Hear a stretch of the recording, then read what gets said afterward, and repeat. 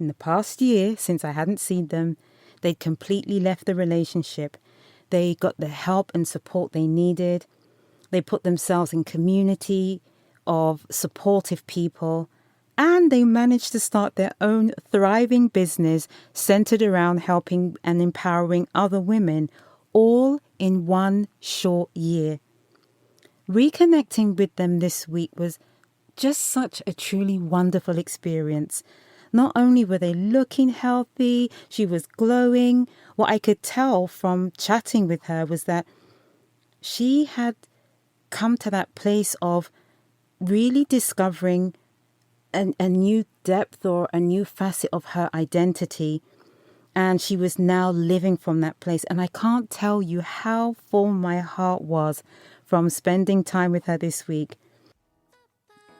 Welcome to the Narcissistic Abuse Recovery Blueprint. I'm Shah, and I use my first-hand experience to help resilient, high-achieving women to recover, feel better, and rebuild their lives after narcissistic abuse. Hey there, beautiful souls. Welcome back to Life After Narcissism. I am so glad that you are here with me today. And if this is your first time listening, I would just like you to know that this is a safe space where we talk honestly about healing, hope, and discovering who you really are after narcissistic abuse. And if you're someone who's been walking this journey with me for a while, thank you for trusting me with your time and your heart, and thank you for supporting the work that I do. You know, we're at a point in the year where many of us naturally start reflecting and looking back at the goals we set at the start of the year or at the end of last year, evaluating where we are and wondering sometimes if we're actually making any progress or if we're making the progress we'd hoped for. And if I'm honest, sometimes that reflection, it can feel discouraging because we're in the middle of the year and, especially if you feel like you're not as far along in your healing or in your life or in wherever it is you wanted to be as you thought you would be by now. But here's what I want you to remember. We still have time. There is still so much possibility ahead of us in the upcoming days, weeks, the remainder of this year. So with that as our backdrop, today we're talking about something that will absolutely accelerate your progress. And that is learning to let go without looking back. Because continually looking back it's something like running a race with a huge weight strapped to you. And it doesn't just slow you down, it also exhausts you. So in this episode, we're going to talk about how to finally drop that weight. How do we actually move forward? How do we stop feeling stuck in what happened to us and start building something new? Because here's what I believe, and I know it in my soul and with every fiber of my being. There is life after narcissism. I know it because I'm a living testimony that that's true. And there is healing, there is hope, and there is a beautiful future waiting for you. So I'll start by saying something I know someone out there needs to hear. If you are feeling stuck right now, if you're replaying conversations, if you're wrestling with this deep sense of injustice, why did this happen to me? Why do they get to move on while I'm left picking up the pieces? That, my friend, is completely and absolutely normal.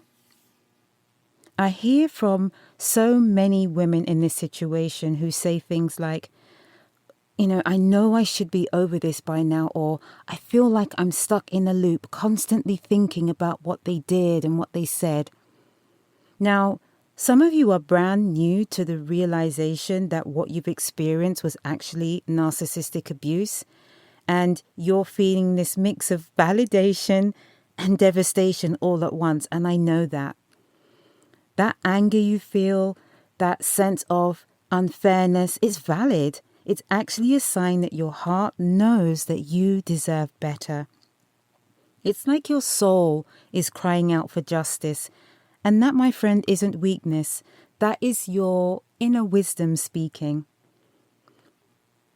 But here is something I've learned, both from my own journey and from walking alongside many other women. Staying anchored to what happened to us, while it's understandable, it can keep us feeling paralyzed. It can keep us defined by the actions of the person who harmed you instead of our own strength.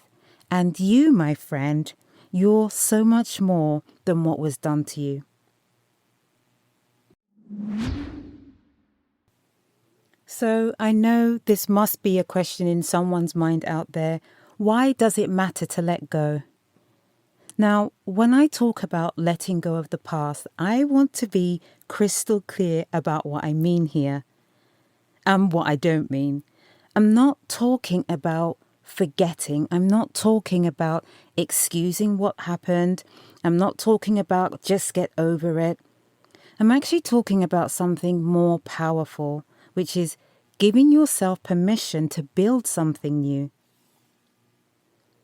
So there is research that tells us, and for me it was actually quite fascinating, that people who intentionally practice releasing past hurts and focusing on their future, those people experience significantly lower stress levels and improved mood and greater overall well-being. And these are all things I say we would all like to walk in and experience. Now, releasing passing hurts doesn't necessarily require a therapist or months of intensive therapy or anything fancy, to be honest. Although there's nothing wrong with all of those things, I am all for getting help and support where it's needed.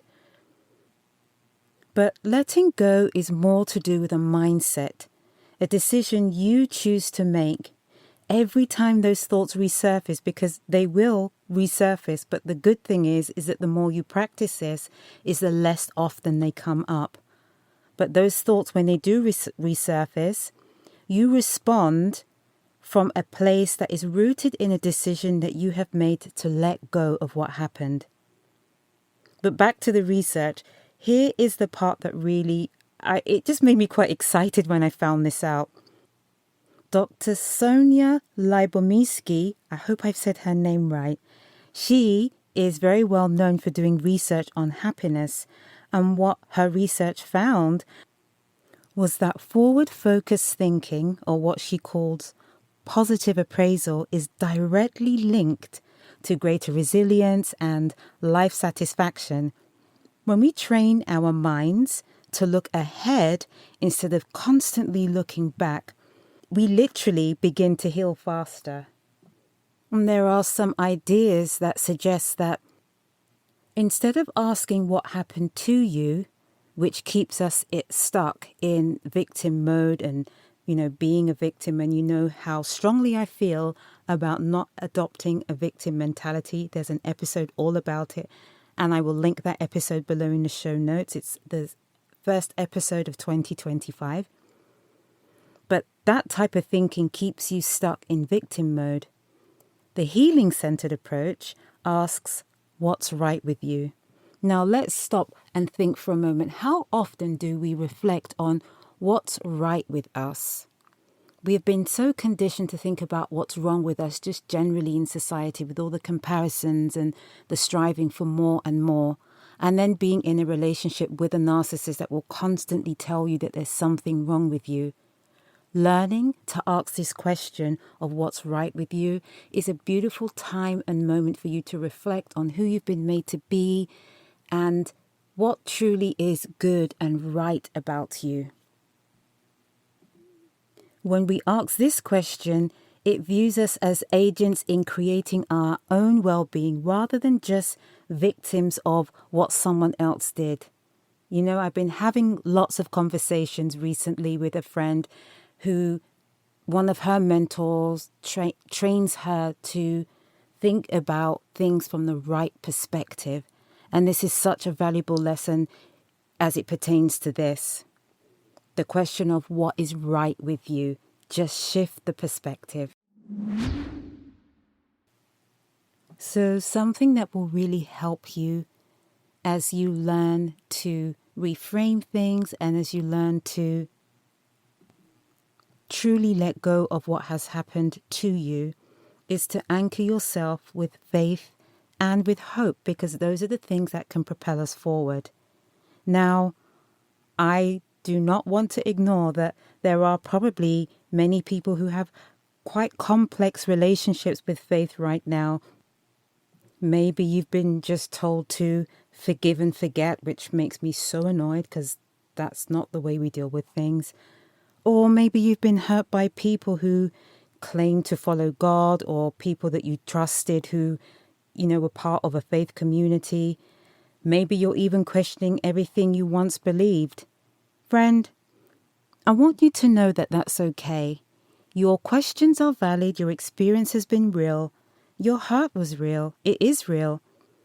And the great thing is, God is big enough to handle all of your questions. So no matter what your faith beliefs are, where you are in your faith walk, just know that even asking those questions, it's okay, and answers will come. Actually asking those questions is part of your healing and will help you to anchor and get anchored to faith and hope as you work through those challenges. But I also want to share something beautiful that I've discovered. There's something profound that happens when we look at what science tells us about hope alongside what many of us have found to be true about God's heart for us. Research shows that people with higher levels of hope have better mental health, they have better physical health, and overall well-being. And so for those of us who do hold on to faith, even if you're hanging on by just a thread right now, there's this beautiful promise that God has plans for us, plans not to harm us and to give us a future and a hope and an expected end. And so we're just at one point of our entire journey, and we can't see the whole picture right now. But having faith and hope that there is a good future for you is something that you can hold on to get you through those difficult times. Now, this is what moves me about this. Hope isn't just about a feeling we're supposed to muster up. Hope is actually a skill we can develop. It's a muscle we can strengthen. You can think of it that way. And when we practice hopeful, forward-focused thinking, our brains literally begin to heal faster. So even the practice of being hopeful, letting go of the past, and practicing hope is part of your healing toolkit. It's as if we were designed to thrive when we believe in the possibility of restoration.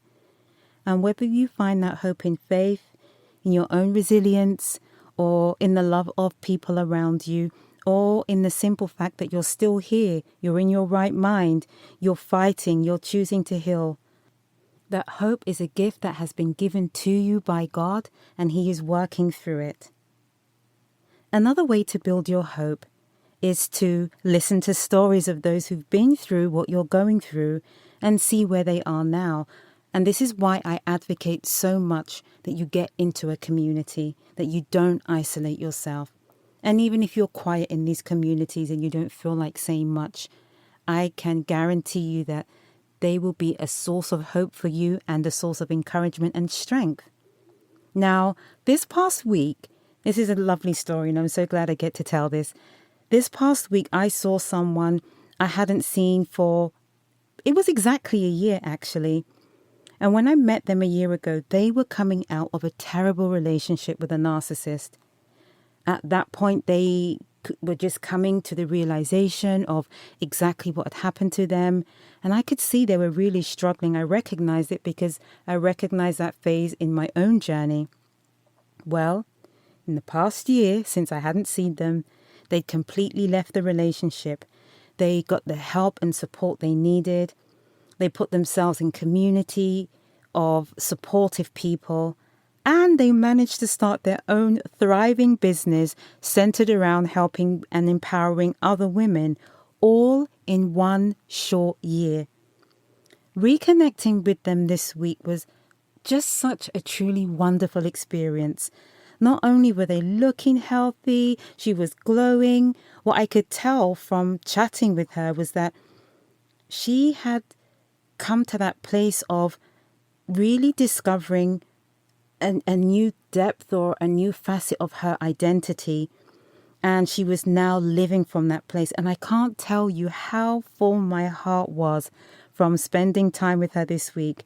And friend, if it's true for them and it's true for me, it's true for you too. You will be amazed at the progress and healing you can make in just 1 year or even less than a year. So, how do we move forward? How do we practice moving forward and letting go so that we can live in the freedom that is there for us? One thing I think is a large part of this is retraining our minds to look forward instead of constantly looking backwards. One really useful tool is journaling, and what you can do is journal about what you want in your future. Write about the life you want to build. Not fantasy, real achievable dreams, but hey, actually write big dreams as well.